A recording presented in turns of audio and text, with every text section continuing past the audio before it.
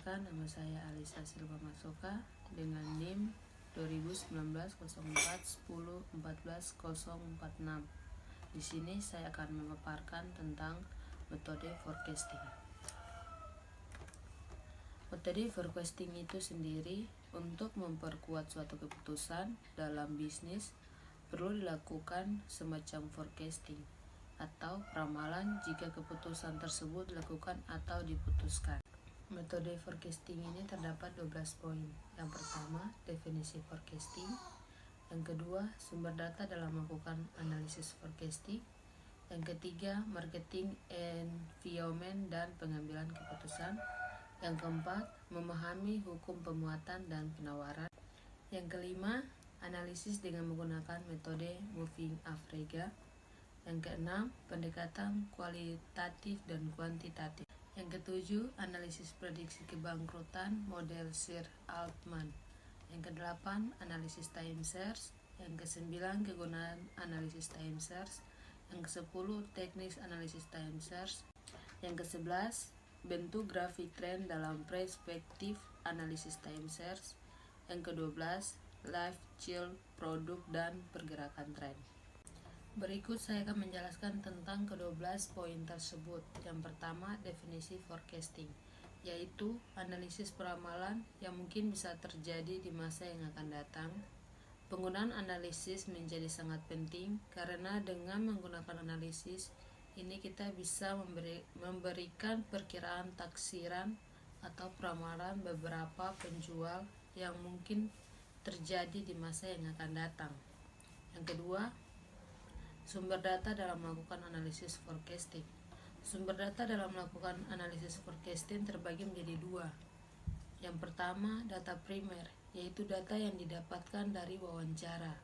Yang kedua, data sekunder, yaitu data yang didapatkan dari laporan. Yang ketiga, marketing environment dan pengambilan keputusan, yaitu lingkungan pemasaran suatu perusahaan terdiri dari para pelaku dan kekuatan-kekuatan di luar. Pemasaran memengaruhi kemampuan manajemen pemasaran untuk mengembangkan atau memelihara hubungan yang sukses dengan pelanggan sasarannya.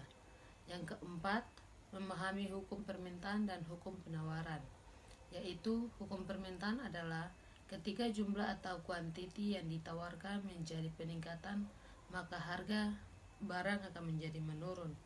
Hukum penawaran adalah apabila harga suatu komoditas naik, maka jumlah komoditas yang ditawarkan akan meningkat. Yang kelima, analisis dengan mempergunakan metode moving average. Metode average melihat kondisi penjualan rata-rata yang terjadi selama satu periode, misalnya 1 tahun, 1 semester, bahkan 10 tahun. Yang keenam, pendekatan kualitatif dan kuantitatif, yaitu analisis forecasting ada beberapa bagian yang bisa dipakai, namun model analisis deret waktu, regresi, sederhana linear dianggap sebagai model yang bisa dipakai atau memiliki fleksibilitas.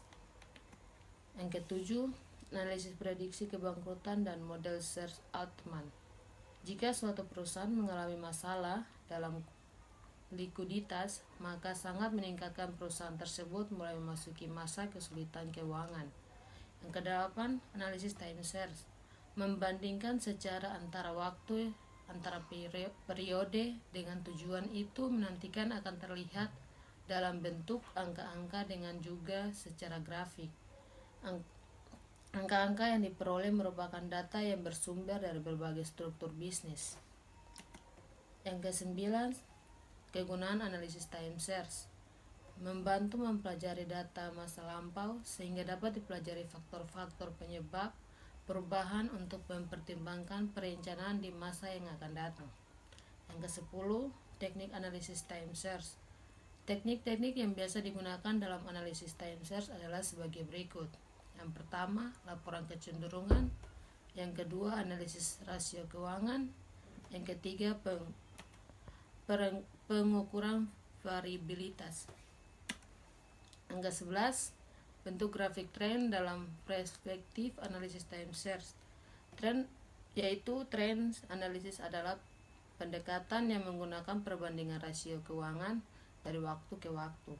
Yang ke-12 atau yang terakhir, life cycle produk dan pergerakan tren.